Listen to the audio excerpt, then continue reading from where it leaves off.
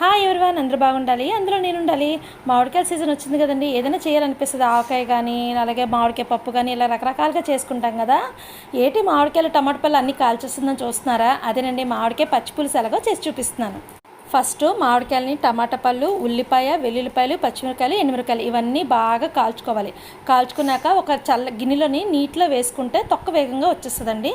అలాగే వీడియో చూపించిన విధంగా అన్నీ పీల్ తీసి ఓ ప్లేట్లో పెట్టుకోండి.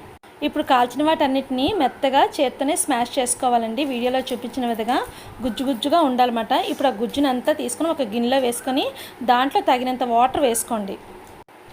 వాటర్ వేసుకున్నాక అందులోనే తగినంత ఉప్పు, పసుపు వేసుకొని సన్నగా కట్ చేసుకున్న ఉల్లిపాయ చెక్కును కూడా అందులో వేసుకొని మళ్ళీ ఒక ప్యాన్ మీద ఆయిల్ వేసుకొని ఆవాలు, మినపప్పు, జీలకర్ర, కాకపోతే ఇంగువ, కరివేపాకు ఇవన్నీ ఒక్కసారి వేగించుకొని ఆ తాలింపు పెట్టుకుంటే రెడీ అండి మామిడికాయ పచ్చిపులుసు. మీకు తాలింపు అక్కర్లేకుండా వేసుకున్నా పర్వాలేదు. నేనైతే కొంచెం ఫ్లేవర్ గురించి చెప్పి తాలింపు వేసాను. మీరు ఇంట్లో ట్రై చేయండి, చాలా బాగుంది. అలా వేడివేడి అన్నంలోని మామిడికాయ పచ్చిపులుసుతోనే అన్నం అంతా తినేయచ్చు. Thank you for watching. Bye.